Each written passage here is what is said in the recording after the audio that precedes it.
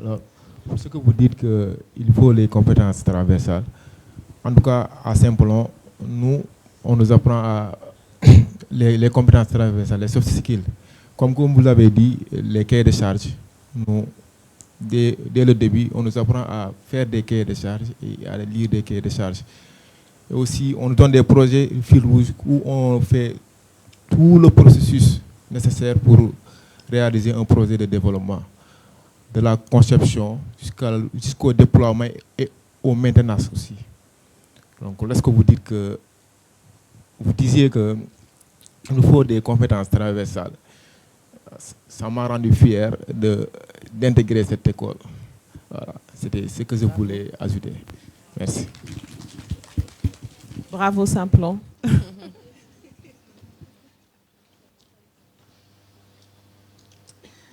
D'autres questions? Oui, Abdoulaye.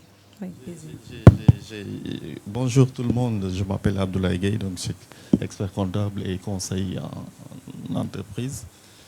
Félicite les panélistes, Ro, Mohamed, Aminata. Bien entendu Dorine pour cette initiative qui commence à se pérenniser. Donc ça veut dire que quelque part vous avez pu trouver les mécanismes et les compétences qu'il faut pour pouvoir justement susciter un intérêt pour cette conférence de transmission. J'aimerais bien qu'on revienne un tout petit peu sur une question préjudicielle que Sarah vous avait posée au tout début. Parce que j'ai cru comprendre, moi, en venant ici, que le thème de cette conférence, c'était l'employabilité des jeunes, ou bien l'entrepreneuriat face aux enjeux de l'employabilité des jeunes. Et je vous poserai une question très, très directe, parce que ce serait dommage quand même avec tout ce que vous avez dit, hein, très important, très utile, moi j'ai énormément appris, mais il y a une question simple à laquelle il faudrait qu'on donne une réponse, si tant est qu'on puisse la donner aujourd'hui, ou en tout cas dégager des pistes de réflexion. Si l'on comprend et si l'on est d'accord que l'employabilité, c'est en réalité la possibilité qui est donnée aux jeunes de pouvoir trouver un emploi, mais un emploi décent, n'est-ce pas, et qu'ils puissent le garder. Alors que, elle l'a posé la question tout à l'heure, l'entrepreneur aujourd'hui qui démarre, qui est dans des secteurs d'activité bien particuliers, parce que souvent quand on parle d'entrepreneuriat, on a souvent tendance à penser au secteur digital. Mais l'entrepreneuriat, ce n'est pas que ça. Il y a de l'entrepreneuriat dans l'agriculture, dans la mécanique, dans l'industrie alimentaire, dans la petite industrie de transformation. Mais où vraiment, ce n'est pas de l'économie intellectuelle, ce n'est pas de l'économie digitale, mais c'est de l'économie productive, industrielle. Où les gens ont besoin justement d'employer des jeunes qui, eux, ont besoin également d'être salariés, pas dans un secteur précaire, mais dans un secteur, ou en tout cas pas de manière précaire, mais de manière plus décente, mais sur la durée. Comment on peut aider l'entrepreneur justement à pouvoir régler cette question-là, cette équation-là, sachant qu'il n'a pas de moyens, il démarre, ou il en a très peu, il a besoin justement d'employer des jeunes pour pouvoir développer son activité, lesquels jeunes ont besoin de rester dans un cadre non précaire, mais sur la durée. Vous voyez, c'est cette équation-là, en réalité, qui, à mon avis, simple, résume le sujet auquel nous sommes appelés aujourd'hui à réfléchir. C'est vrai, on parle beaucoup d'économie digitale, mais l'intelligence artificielle, Covid qui nous a montré comment on pouvait faire du télétravail, c'est bien quand on est dans l'économie intellectuelle. Mais quand on est dans la transformation, le mécanicien, on ne peut pas lui parler de télétravail. Parce qu'on amène sa voiture au garage, il faut bien qu'il y ait un mécanicien pour le réparer. Donc, ces modes de travail-là, d'organisation, ne changeront peut-être pas. Et c'est là où on a un vivier très important d'emploi, de possibilités d'entrepreneuriat, mais sur lesquels on a ces problèmes-là que nous posons. Donc, Sarah, je pense que ce serait bon que les panélistes nous aident un tout petit peu à régler cette équation-là, entre le besoin du jeune qui est employable, qui veut rester de manière durable dans l'entreprise, de manière décente, et l'entrepreneur lui-même qui démarre ou qui ne démarre pas, qui est là, mais qui n'a pas les moyens de le garder, hein, ou bien de pouvoir le garder. Qu'est-ce que vous conseillez à cet entrepreneur de faire? Voilà. Merci. Ça, c'est le cœur de notre métier de conseil, en tout cas en termes de management organisationnel et en tout cas sur les aspects de management organisationnel et développement du capital humain. Abdoulaye, la question a énormément de facettes. Donc, moi, je vais essayer de la prendre du côté de la durabilité, parce que j'aime bien cet aspect-là. La durabilité pour l'entrepreneur et la durabilité pour la sécurité de travail pour le jeune. C'est ça, hein? La plus grande difficulté que nous rencontrons aujourd'hui, c'est le fait que tous les entrepreneurs aujourd'hui, ou toutes les entrepreneurs, démarrent leur activité en oubliant de mesurer la capacité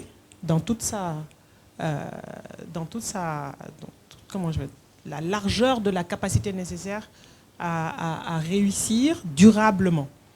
Et donc c'est capacité financière, capacité humaine, capacité matérielle, capacité temps et toutes les capacités nécessaires à une entreprise pour réussir à être durable économiquement. Donc le problème du modèle économique, quel que soit le secteur, se pose. Donc aujourd'hui, de plus en plus, peut-être les régulateurs doivent aider les entrepreneurs à comprendre les modèles économiques qui permettent la durabilité de leur activité et la création de l'emploi décent, d'accord, de manière durable. Donc c'est un problème qui est un peu systémique sur notre marché du travail, qui du fait que y a un problème il y a beaucoup de compétences obsolètes sur notre marché du travail. Donc si moi aujourd'hui j'avais l'opportunité de parler à notre ministre de l'Éducation et à notre ministre de l'Enseignement supérieur, par exemple, et à notre ministre du Travail, il y a des états généraux à organiser aujourd'hui pour se poser des questions très simples. De quoi avons-nous besoin pour qu'un entrepreneur puisse avoir les compétences nécessaires dans un cadre réglementaire, comme le disait Amina, qui va lui permettre de garder ses collaborateurs en temps de Covid, par exemple. Parce que la Covid a impacté économiquement beaucoup d'entreprises. Si on part dans beaucoup de pays qui ont su faire le nécessaire, il y a eu des subventions, il y a eu des systèmes qui font que le système économique fonctionne pour qu'il y ait une certaine durabilité. Mais à la fin de la journée, ce qui est surtout important, c'est que moi, en tant qu'entrepreneur, je crée les conditions de durabilité de mon business pour créer les conditions de sécurité sociale de mes collaborateurs. Mais aujourd'hui, le premier problème que je vois, c'est le problème macroéconomique. Le marché du travail aujourd'hui n'est pas réglementé comme il devrait l'être. Quand je prends le sujet, les jours fériés au Sénégal. Combien de jours fériés on a au Sénégal? Combien d'entreprises ferment à la période de la Tabaski? On devrait sortir les statistiques. Donc, le code du travail est obsolète, n'est pas adapté à notre culture et notre fonctionnement. Parce que moi, en tant qu'entrepreneur, c'est une période qui n'est pas simple. J'ai un marché international. Et pendant 2 semaines, tous mes calendriers sont en décalé. Qu'est-ce qu'on fait dans ce cas? Il y a le régulateur a un rôle à jouer. Donc, il y a un problème de modèle économique. Là, ce qui marche pour le marché informel ne marche pas pour le marché formel. À Sandaga, ils peuvent fermer parce que c'est une période où ils vont faire un chiffre d'affaires de 6 mois qui va peut-être leur permettre de revenir, de combler. Ça ne fonctionne pas pour moi. Je ne sais pas si ça fonctionne pour toi, Amina. Donc, je pense que, ou Mohamed, donc, je pense qu'il y a beaucoup de parties prenantes dans le système. L'entrepreneur peut avoir... Enfin, quand je t'écoute, Mohamed, moi, j'ai l'impression que tu es un bon manager qui essaie de créer les conditions de durabilité, de développement de tes collaborateurs dans un environnement qui va permettre que les gens restent, ainsi de suite. Et ce n'est pas le cas de beaucoup d'entrepreneurs parce qu'ils démarrent avec un déficit, etc., etc., et le système. Donc, moi, en tant qu'entrepreneur, moi-même, je le suis aujourd'hui, j'ai pensé que en créant mon entreprise, j'ai une responsabilité sociale de développement des compétences, mais le gap de compétences qu'il y a avec les gens qui arrivent dans mon entreprise, il est énorme. J'investis énormément dans le développement des compétences de mes collaborateurs, mais le marché me rattrape parce que les clients qui me donnent du business, ils s'attendent à ce que je délivre le business. Et le business que j'ai ne finance pas mes charges, ainsi de suite. Donc je pense qu'il y a des discours. Notre marché aujourd'hui a déjà beaucoup de barrières, et je suis sûr qu'Abdoulaye, tu sais de quoi je parle. Donc, quel que soit l'investissement que l'entrepreneur peut mettre dans les conditions de durabilité. Moi, je suis quelqu'un qui a travaillé pendant des années. J'ai épargné pour créer mon entreprise. J'avais la capacité de financer mon développement. Combien de personnes peuvent faire ça? Donc, c'est ça surtout le problème, de faire en sorte que mes salariés soient payés, même si mes clients ne me payent pas. Ça, je peux le faire. Ce n'est pas tous les entrepreneurs qui peuvent le faire. Donc, c'est le genre de situation qui fait que je pense que n'importe quel entrepreneur, dans la création de son modèle économique, veut créer des emplois durables, comme le disait Amina, parce que c'est ça qui me permet de développer du chiffre d'affaires. Mais on a beaucoup d'écueils dans notre marché du travail, dû à la réglementation, dû aux taxes, dû à la capacité à trouver les compétences qui font que voilà, on est face à ces écueils-là sur l'employabilité. L'employabilité est un des problèmes, mais il y a tout ce qu'il y a autour de l'employabilité. Abdoulaye, bon, je vais essayer de parce que je pense que il y a certains paramètres qui ne changent pas. Si on prend un exemple concret, de terre à terre bancal, du mécanicien. Aujourd'hui, il y a un fait qui est récurrent avec les mécaniciens.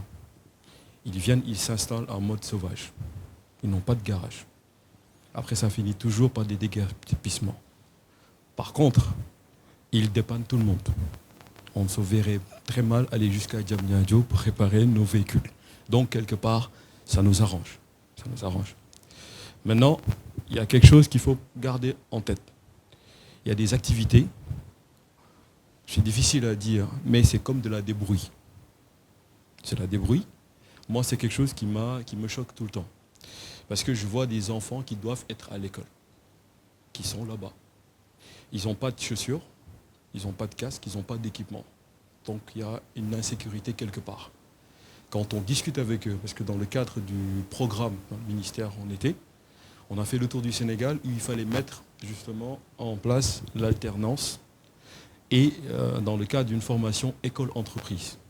Parce que le problème qu'on voyait, c'est que les centres de formation, Sénégal, Matam, on a fait tous les centres. J'ai eu la chance de faire tous les centres. Il n'y a pas d'équipement. C'est des poupées Barbie, voilà, que les filles s'entraînent à faire des tresses. Une machine pour 20 personnes, etc. Et ces jeunes qui sortent, ils ont des CAP, des BTS, pour tout ce que tu veux, mécanique, mais il n'y a pas vraiment de pratique. Donc quand ils sortent, ils galèrent. Et donc le problème qu'on a, pour prendre un autre exemple, ils te disent, on cherche un cycliste, quelqu'un qui va livrer en vélo. Dakar, Diamniadio. Ils vont sortir. Bon, je vais prendre Simplon parce qu'ils sont là. On m'a appris, avec un simulateur, on sait tout sur le vélo, les types de vélos. Et ils n'ont jamais conduit de vélo. Ils n'ont jamais pris un vélo pour faire Six Plaza, Diamniadio. Donc à l'entretien, Haro, il a son cahier des charges. Le client, il a été clair. Je veux quelqu'un qui est opérationnel, qui commence demain. Moi, je viens. Bon, j'ai fait du vélo jusqu'à Thiès. J'ai conduit les BMX, VTT. J'ai fait même du skateboard. Je n'ai pas de diplôme, mais si tu veux, on prend le vélo et je te montre. On fait un test, le mec, il sait faire du vélo. On va prendre qui? Celui qui sait faire du vélo. Et c'est justement l'importance de l'alternance. Et aujourd'hui, on demande aux entreprises, l'État du Sénégal, depuis 2019, de recruter des jeunes. On donne aux jeunes chaque mois 40 000. Même dans les ateliers, il y a plein de programmes déjà où on leur donne des équipements, etc. pour essayer de pallier à ça. Sauf que il y a ce qu'on appelle la loi du marché.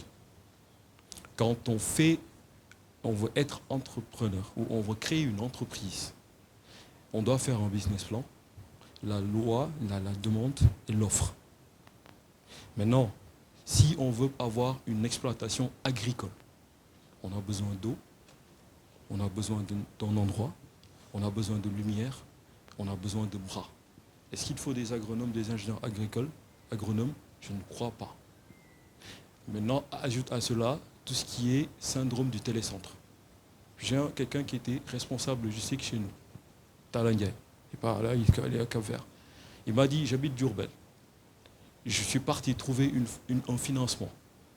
Il a eu le financement. Il est parti à Sédima, il a acheté des trucs de poussin, etc., les intrants.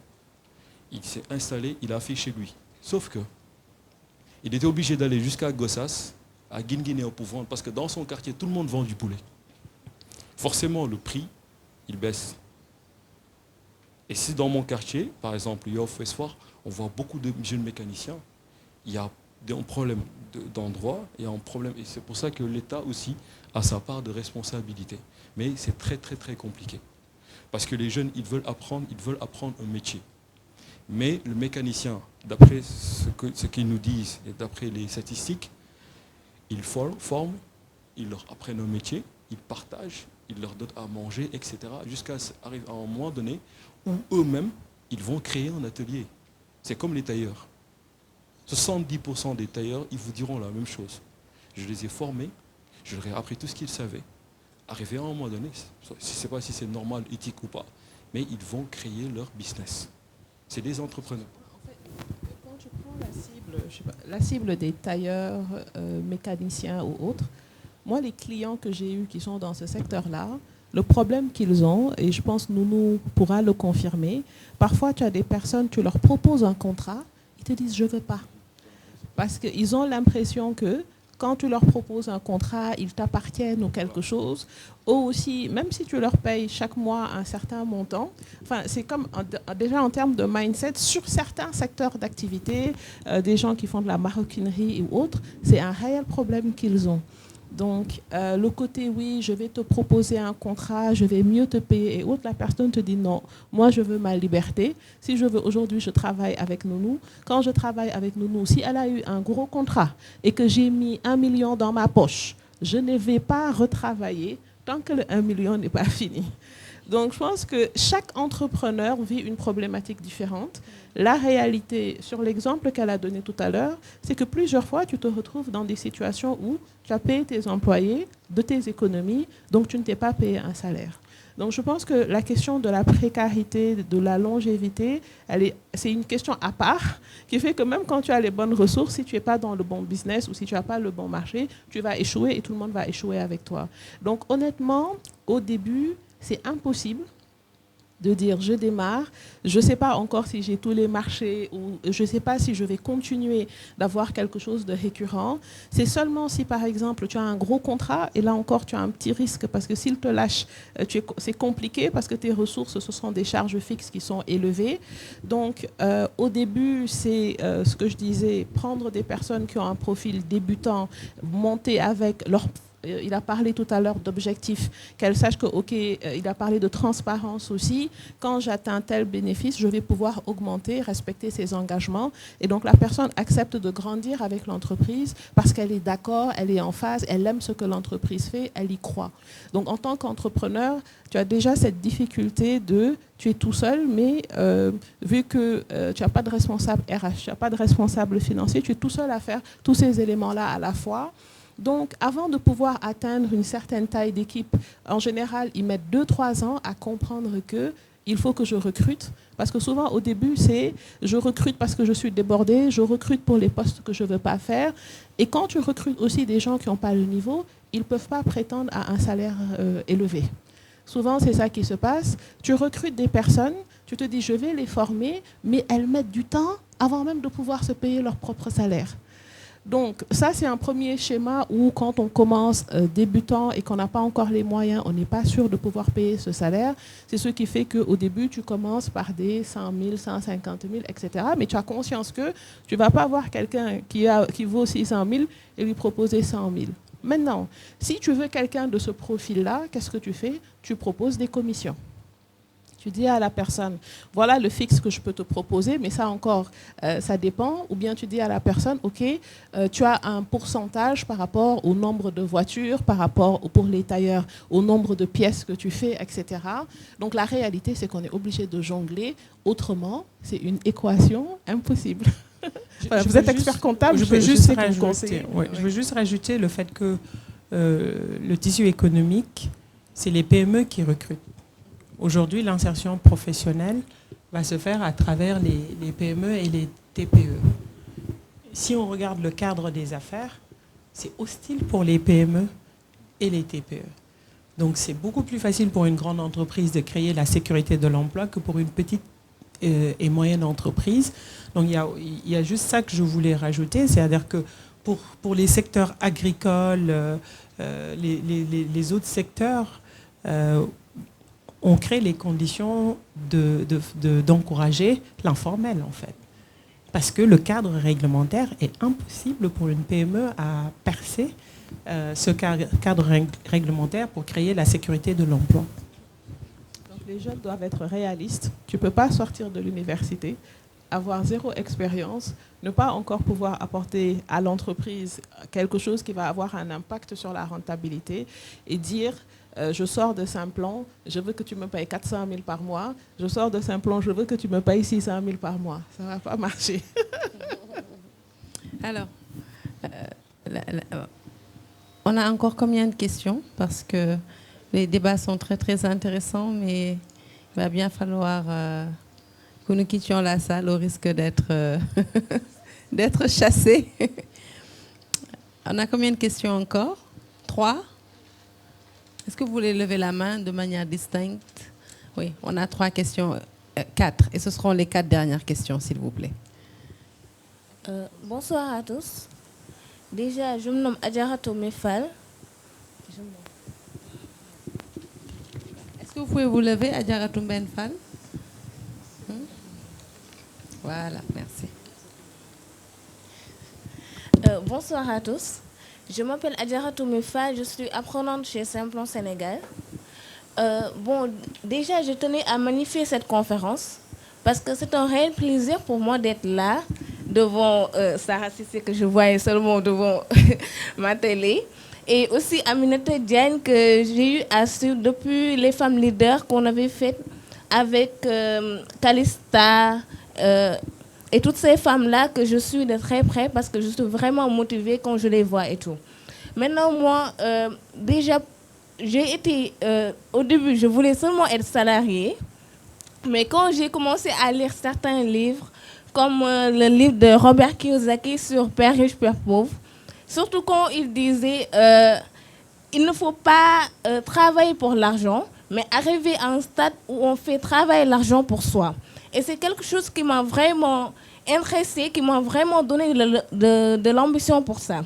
Et du coup, moi qui veux être entrepreneur, j'ai 3 questions à vous poser. Mon carnet. Bon, déjà, moi j'ai un problème un peu par rapport à la visibilité. Parce que moi, déjà, quand je regarde, quand vous parlez de visibilité, moi qui évolue dans le domaine du numérique, peut-être je me dis que je vais utiliser les réseaux sociaux.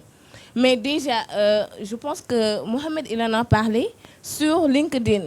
Je vois N personnes qui ont presque les mêmes certifications que moi. Tout le temps, ils publient. Maintenant, les gens qui vont voir ça, est-ce qu'ils vont se dire genre, est-ce que c'est quelque chose de fiable, de crédible?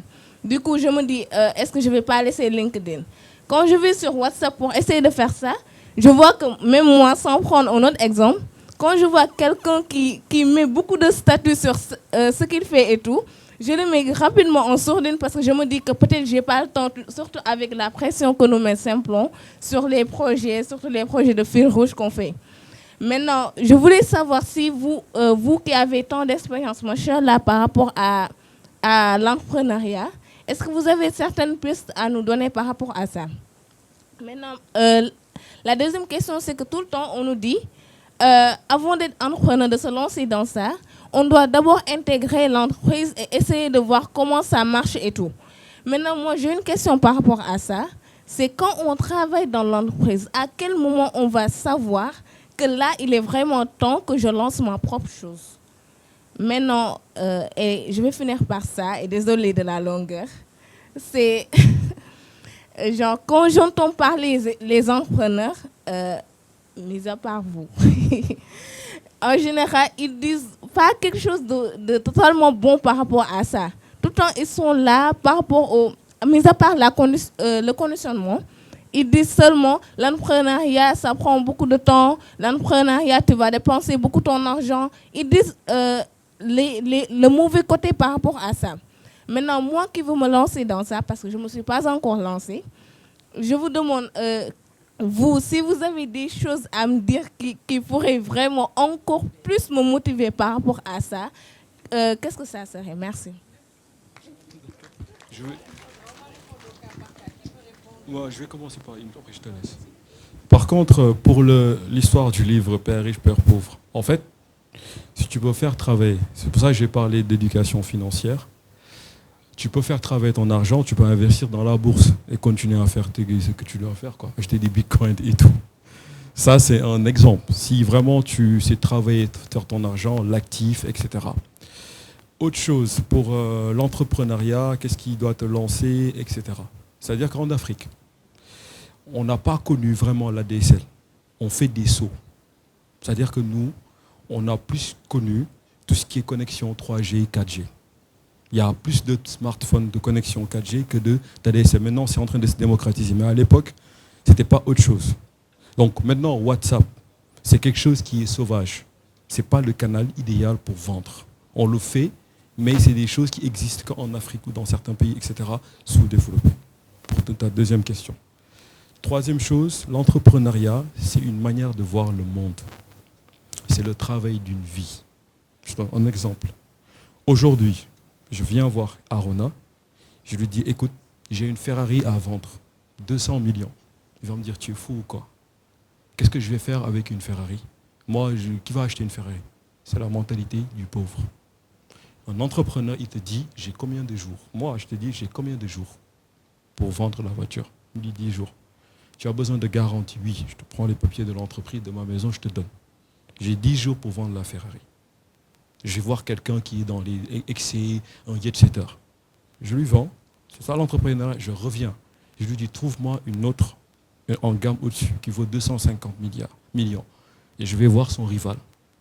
Tu vois, c'est un petit phénomène pour lui dire que cette voiture-là, c'est rien. Et c'est comme ça qu'on crée de la compétition et on donne de la valeur aux biens ou aux services qu'on propose. Donc, autre chose pour ne pas te décourager, l'entrepreneuriat, c'est des étapes. Au début, tu es dans l'euphorie. J'ai de la solution. Je ne parle pas des gens qui disent je vais être riche ou je n'arrive pas à trouver un travail, mais des gens qui sont foncièrement convaincus qu'ils vont changer le monde. Après, il y a la réalité, il y a la création, et maintenant c'est là où il faut trouver les bonnes personnes, comment on s'organise, comment on crée du résultat, comment on va satisfaire les clients. C'est des étapes. Donc il faut essayer tout le temps de diviser l'entrepreneuriat en plusieurs étapes et de savoir à quel niveau, tout le temps, donc d'avoir une boussole ou un agenda, je suis à quel niveau. C'est permanent. Je pense que Mohamed a répondu à 2 questions. La troisième, c'était quand on est en entreprise, à quel moment lâcher l'entreprise pour s'investir dans l'entrepreneuriat? C'était sa troisième question. Amina ou Rokhaya? Alors,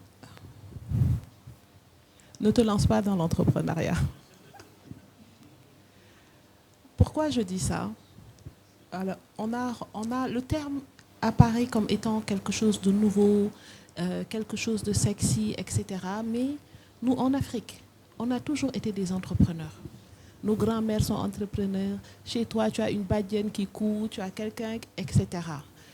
Ce n'est pas une question de se lancer. Il n'y a pas d'objectif de vie de « je veux me lancer dans l'entrepreneuriat ».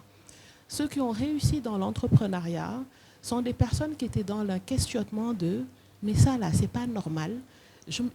Ça me vient facilement, je sais comment je peux résoudre ça, j'ai une facilité, j'ai une façon de voir les choses, je veux apporter une solution à un point bien précis. Alors maintenant, c'est vrai qu'il y a plein de choses à la mode, il y en a qui vont te dire oui, il faut innover, il faut etc. Mais ne te lance pas tant que tu n'as pas quelque chose qui t'empêche de dormir et tu vois que non, mais ça, je peux le faire, ça, je veux apporter quelque chose. Alors, dans les entrepreneurs, il a dit oui, ou bien on a de l'argent, on a une tontine, on met un peu d'argent dans le business de quelqu'un et ça nous rapporte, mais ne vous faites pas cette fixation sur l'entrepreneuriat. Si demain, je n'ai plus de marché, je n'ai aucun problème à dire « Ah, Dorine, est-ce qu'il y a un poste parce que j'ai besoin de payer des factures, parce que j'ai besoin de travailler ?»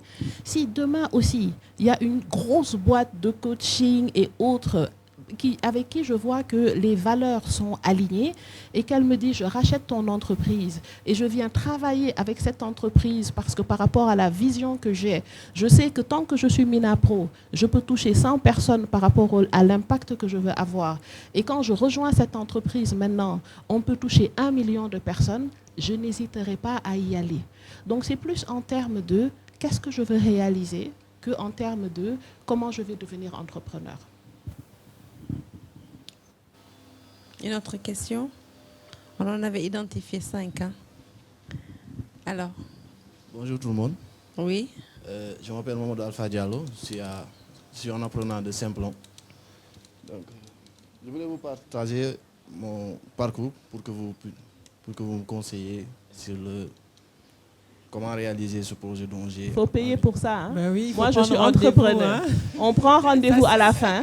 Ça, ce n'est pas une question. On te donne les cartes de visite et puis on parle. Yo, togal.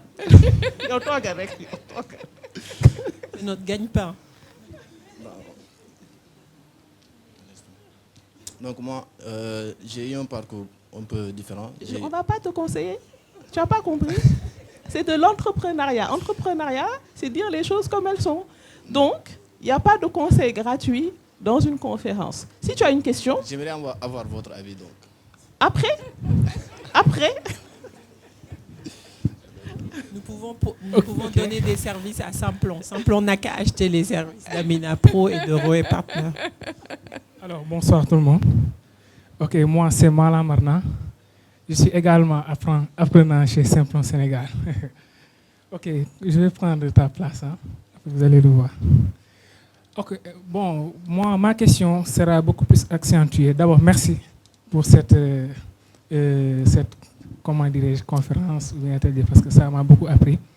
Mais ma question serait beaucoup plus accentuée sur le fait que vous dites tout à l'heure, à savoir sur le développement personnel, que parfois il faut se découvrir. J'ai une fois vu une vidéo sur H5 Motivation qui disait aussi cela. Mais moi, je me dis qu'il y a des gens qui se découvrent très tôt, mais parfois, ce sont les moyens qui ne leur permettent pas d'accéder à ce qu'ils veulent. Raison pour laquelle, quand vous avez encore dit cette parole, je me suis encore souvenu de cette vidéo. Et j'ai même fait un commentaire dans cette vidéo lui disant ce que je viens de dire tout à l'heure.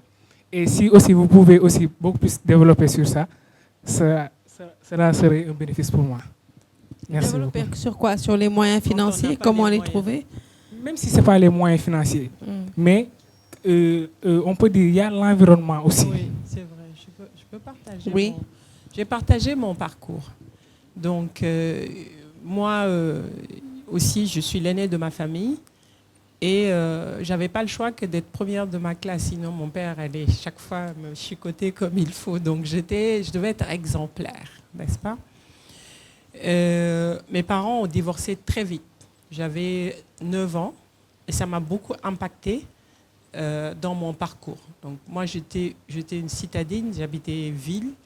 Et tout d'un coup, parce que mes parents ont divorcé, ma mère a déménagé à Bargny. Qui connaît Bargny ici? D'accord? Donc, Bargny, c'est une commune Lébou, etc. Pour moi, habiter à Bargny, c'est rétrogradé du centre-ville à Bargny. Donc, et de l'école privée catholique, je me suis retrouvée en école publique, dans un environnement où rien ne ressemblait à ce que j'avais vu, parce que voilà, mon père faisait partie de l'élite fonction publique, etc. Tout d'un coup, je me retrouve dans la cour de mon grand-père avec des imams, des apprenants de Coran, etc., etc. Et tout le monde ne tirait pas vers le haut. Et ce qui se passe, c'est que dans notre environnement, il faut toujours spotter nos modèles. Comme disait Amina, c'était son père, son modèle, etc. Moi, quand je faisais mes études, je suis allée faire mes études dans une école publique. Quand je suis arrivée, j'ai mis du temps à remonter la pente. Mes notes ont baissé. Ma moyenne est passée de plus de 18 à 10 parce que ce n'était pas mon environnement naturel.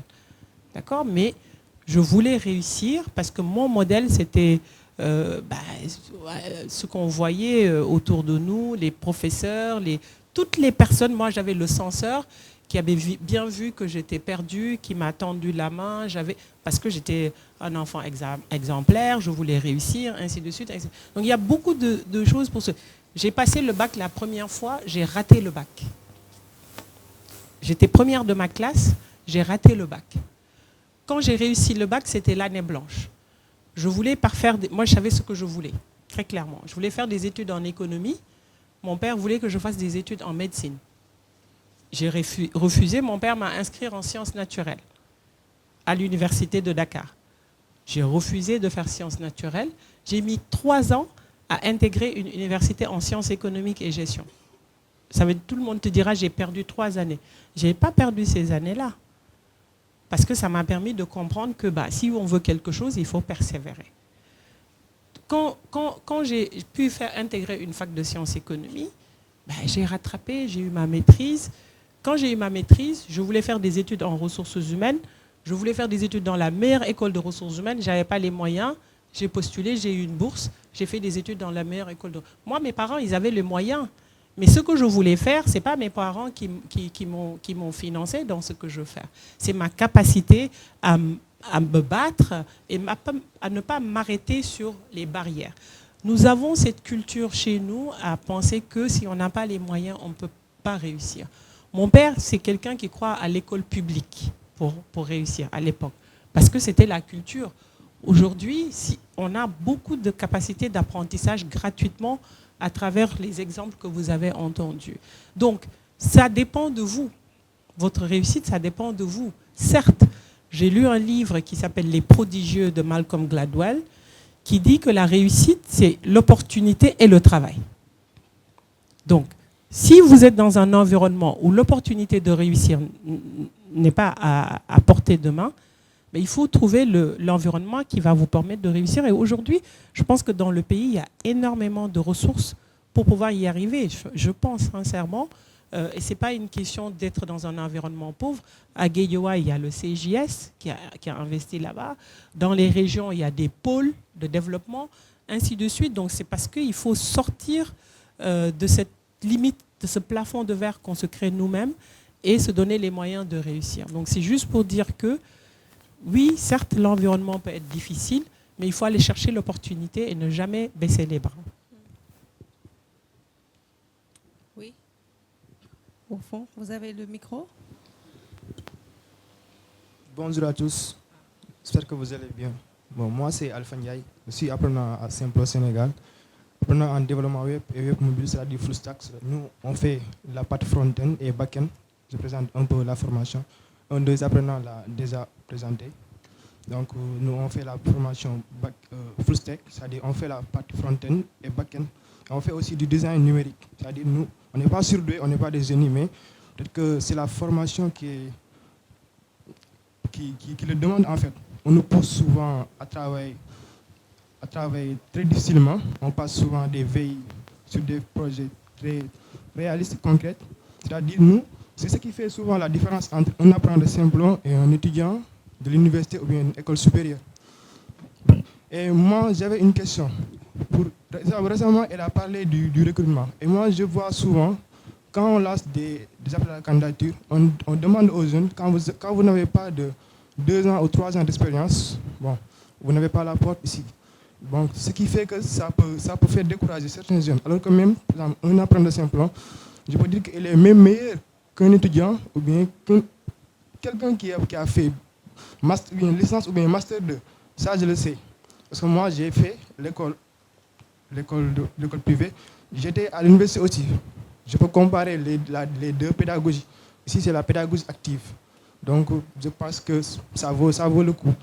Et moi, je voulais savoir pourquoi vous choisirez le plus souvent des étudiants ou ou bien des gens qui ont fait master, ingénierie, etc., pour pouvoir les recruter dans votre entreprise, alors qu'il y a des meilleurs produits qui peuvent vous faire quelque chose de plus concret, comme vous l'attendez, comme vous le voulez, en un laps de temps.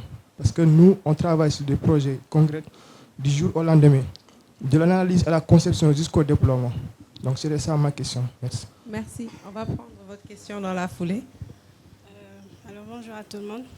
Pour moi, ce n'était pas une question, mais j'apportais une expérience et peut-être un conseil par rapport à tous ces entrepreneurs. Et cette expérience va dans le sens même de répondre à sa question et à la question de ce monsieur-là. Et le nerf de la guerre, c'est l'argent, c'est comme on dit toujours. Alors tout d'abord, je me présente, je m'appelle Mam Djembegay. Je suis ingénieure en industrie agroalimentaire et fondatrice de Hellima Agrobusiness, qui est les poissons que vous dégustez aujourd'hui. Donc moi, l'expérience que je vous dis, il faut savoir persévérer et ne pas trop aller vite. Personne n'est en avance et personne n'est en retard. Moi, j'ai fait plus d'une dizaine d'années d'expérience en entreprise en tant que cadre, responsable qualité, responsable de production. Et là, je suis là à être à la tâche et à distribuer et je le fais avec grand plaisir. Et ce qu'il faut savoir, c'est qu'il faut être en adéquation avec ce que vous ressentez et ce que vous voulez. Et c'est ça le plus important. Ce n'est pas le titre, ni les grades, ni autre chose. Quel que soit le profil, il faut savoir vous écouter. Alors moi, qu'est-ce qui m'a permis de démissionner pour faire ce que je fais? C'est parce que je mets toujours en avant mes principes et mon éthique. Vous voyez? Et c'était très difficile dans l'aspect social de voir un cadre qui a rétrogradé. Le Niwa, du avion, dans ces charrettes. Moi, je le dis avec fierté. Aujourd'hui, je dis mes parents peut-être ne comprennent pas cette décision-là, mais à chacun dans la vie, il faut se fixer des objectifs. Et quels que soient les objectifs de tout un chacun, l'essentiel, c'est quand tu es seul devant toi que tu te dis que j'ai réussi. La réussite, ce n'est pas l'argent, ce n'est pas le matériel, ce n'est pas quoi que ce soit. À chaque personne, sa définition de la réussite. Et c'est ça qu'il faudrait savoir. Donc, pour répondre un peu aussi par rapport à l'aspect financier pour un entrepreneur qui n'a rien, et c'est une problématique que nous tous, on a vécu et on continue de vivre, c'est simple. Et je pense que c'est cet outil-là qui permet même de voir est-ce qu'on est en mesure de manager. Parce que quand on est entrepreneur, on a une vision à partager. Et c'est cette vision-là qu'on transmet à tout un chacun. On part de rien et tu vois un ingénieur qui doit avoir un salaire de 600 000, 700 000, qui peut être à la tâche, qui peut être dans les bus, qui peut marcher parce qu'il croit en vous. Et donc c'est cette capacité de transmettre cette vision-là qui fait toute la différence. Et donc n'ayez pas peur de partir de rien. Il y en a qui sont partis à partir de 30 000, qui sont partis à partir de 10 000. Et aujourd'hui, on les voit. Et donc, il faut y croire et encore, il faut y croire. Et ne laissez jamais à personne dire que vous en êtes incapable. C'est très important. C'est très, très important. Et pour réussir en entrepreneuriat, je le dis toujours, tout le monde n'est pas entrepreneur. Tout le monde ne peut pas entreprendre. Il faut être extrêmement résilient, extrêmement persévérant, innovant et surtout constant. Alors, sur ces mots-là, c'était vraiment agréable de me joindre à cette conférence-là. Je remercie Madame Mbaye et Monsieur Mbaye pour m'avoir permis cette belle opportunité-là. Et je dis encore une fois, croyez en vous. Merci beaucoup. Merci. Merci. Il faudra répondre. Oui? C'est Alpha, non? Alpha. D'accord, tu es dans l'informatique. Garde une chose à l'esprit, c'est du vélo. Ça, on sait conduire faire ou on ne sait pas faire. Quand tu parles, si tu dois aller en entretien, si tu viens là, oui, je m'appelle Alpha, j'ai un plan, j'ai fait ça, le recruteur, il le sait mieux que toi, en général. Il faut dire, je sais faire ça ou ça. Je sais développer, j'utilise quel langage de programmation, Symfony ou Java J2E, .NET, je ne sais pas. Sur quoi tu travailles, C++, etc. Et surtout, donner une échelle de notes. Sur 1 à 4, je suis à 3 quand il s'agit de faire du développement, quand il s'agit de faire tout ce qui est virtualisation, etc. C'est très, très, très important. Sinon, tu ennuies le recruteur. Lui, il a sa fiche, il a des carreaux. Il le dit, il ne va jamais vous le dire. Il va cocher, il va cocher, il va cocher. Donc, pourquoi on prend des fois les gens en master? C'est très simple. Quand un étudiant sort avec un master, il est normalement établi qu'en master 1, je ne sais pas pour ici, il a déjà fait 6 mois de stage. En master 2, il a déjà fait 6 mois, ça fait 1 an. Normalement, on fait ce qu'on appelle année de césure. C'est un contrat hybride, mais ça te permet de dire que je ne suis plus en stage de fin d'études, je suis dans l'apprentissage. Donc quand tu viens avec 2 ans de pratique. On est toujours dans la pratique, on n'est plus dans la théorie. Et en général, moi, pour avoir été consultant en recrutement en informatique, les jeunes, ils viennent à la différence. J'ai fait ça, j'ai développé un jeu, j'ai fait un truc pour faire des évaluations, un site de sondage en ligne, etc. Jamais ils viennent avec des prérequis comme quoi Simplon ou HEC, etc. Mais c'est plus un savoir-faire, des skills, c'est du codage pur et dur. Maintenant, je laisse. Non, je pense que tu as répondu à la question. À moins que vous vouliez ajouter quelque chose, je pense que c'est assez clair. Et dernière question, mais vraiment dernière question. C'est la dernière question, sinon on va nous faire sortir de la salle. Oui, allez-y. Et merci de désigner le nom de la personne à qui vous vous adressez pour qu'elle réponde directement à votre question. Vous adressez plutôt à Rokhaya, Amina ou Mohamed? Bonjour tout le monde, donc, je suis Mamoudou Thiam. Donc, tout à l'heure, je faisais partie des personnes qui avaient levé la main comme quoi qu'ils veulent devenir entrepreneurs. Bon, tout d'abord, c'est vraiment une chance d'être là. Donc, vous nous avez édifié sur beaucoup de choses, donc sur l'employabilité, mais surtout sur l'entrepreneuriat. D'ailleurs, même je suis là pour ça. Donc, je suis mis au parfum de cette conférence à travers le programme Force N. Donc, voilà, c'est un programme aussi qui œuvre dans l'employabilité, l'entrepreneuriat, etc. Donc, présentement, je fais partie des jeunes sélectionnés pour suivre une formation en entrepreneuriat. Voilà. Nous sommes dans la dernière étape, à savoir l'accès au financement. Donc, merci pour ces interventions de haute facture. Donc, voilà, nous avons suivi avec beaucoup d'intérêt vos différentes interventions. Surtout, voilà, donc, c'est pas c'est Amina ou pas, votre parcours m'inspire beaucoup vraiment. Donc, on dirait que je suis dans la même dynamique que vous. Donc, voilà, moi, j'ai aussi tellement fait de programmes d'entrepreneuriat. À chaque fois, je fais des soumissions de projets, voilà, je suis sélectionné et tout. Mais mon problème, c'est de démarrer mon activité. À chaque fois, je suis dans le doute, donc voilà. Donc, j'aimerais vraiment être édifié, être motivé donc, par vous qui êtes déjà dans le milieu. Donc, voilà, c'est un peu ça, quoi. Donc, présentement, j'ai un projet donc, dans le numérique. Donc, comme vous l'avez dit, nous sommes tous des convaincus du numérique. Donc, j'ai un projet, par exemple, je veux développer une plateforme digitale donc, qui permet aux entrepreneurs agricoles de bénéficier d'une meilleure visibilité en quelque sorte. Donc, je vous remercie.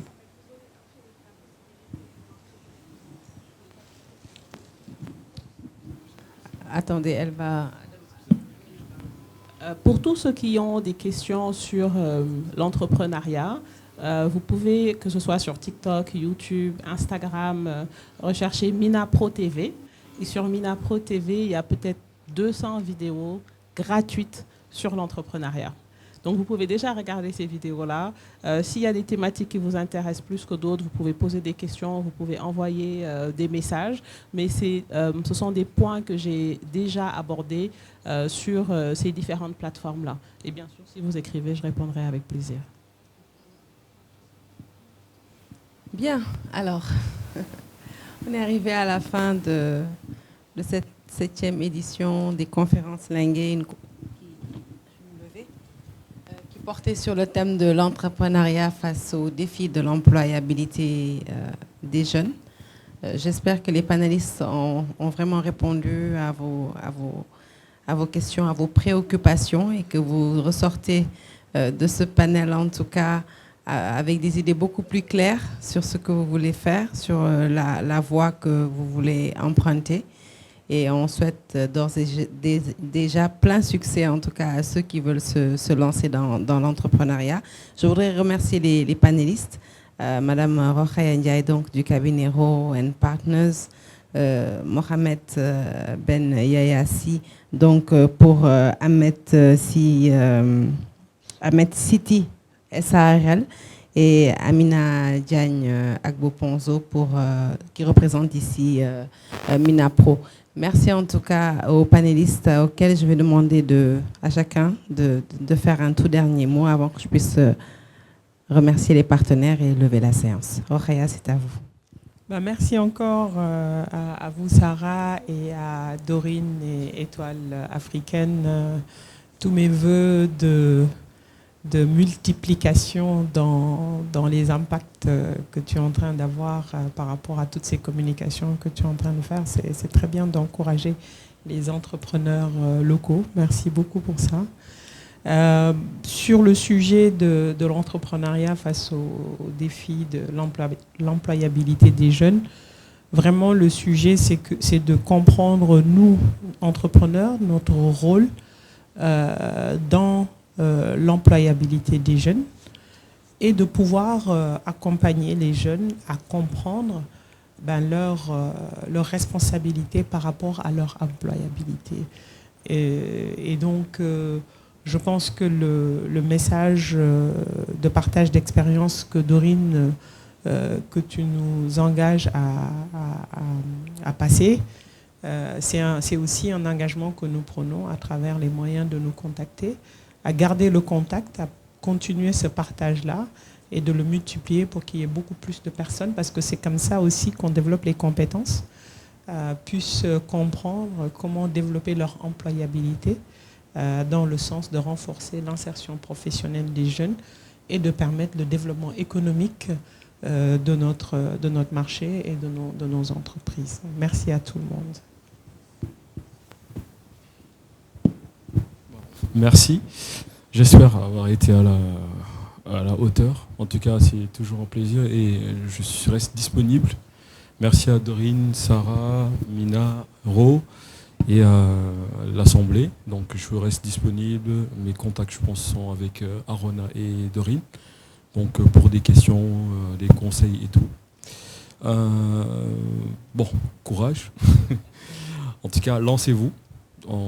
Vous allez tomber, vous allez faire des erreurs, mais l'essentiel, c'est d'être en mouvement. Il ne faut jamais rester sur place. Il faut toujours être en mouvement.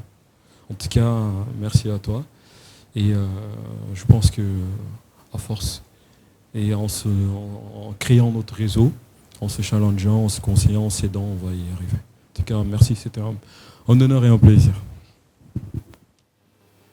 Alors, sur le mot de la fin, par rapport à tous ceux qui s'intéressent à l'entrepreneuriat, ce que je dirais, c'est important de prendre conscience que quand on a une passion, même si on est passionné par un domaine, une fois qu'on se lance dans l'entrepreneuriat, la réalité, c'est que finalement, ce qui fait réussir, ce n'est pas notre compétence technique dans ce domaine-là.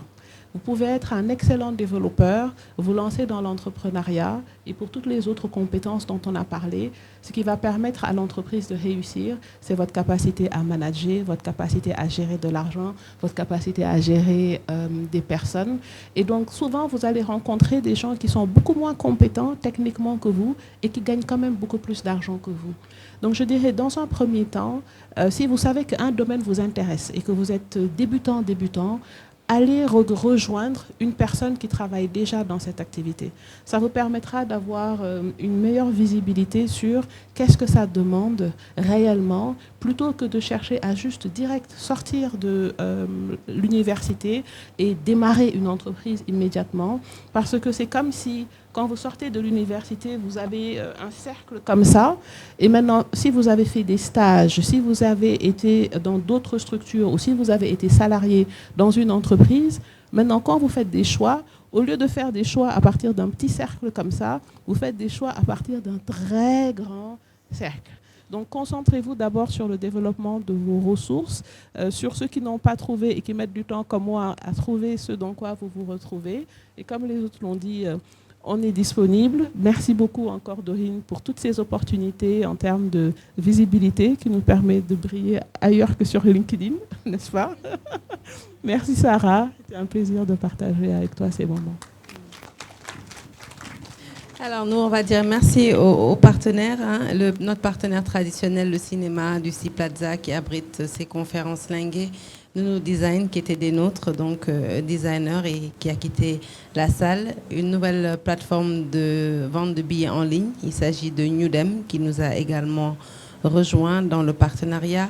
Merci à Helima, représentée donc par cette dame. Je suis désolée, j'ai oublié votre prénom, mais qui a une contribution, qui a fait sa contribution tout à l'heure, qui nous a accompagnés aussi aujourd'hui. Speak It Up, l'école de formation en anglais, aussi qui était des nôtres, et nous saluons vraiment la présence massive, mais aussi les contributions de Simplon. Je pense que toutes les questions ont été posées par ces apprenants de Simplon, donc vraiment merci. Enfin, merci à Dorine qui a l'initiative de cet événement, des conférences linguées, que je suis ravie de vous avoir présenté, d'avoir modéré les panels. Et on se dit à très très bientôt pour une nouvelle édition des conférences linguées. Merci à tous.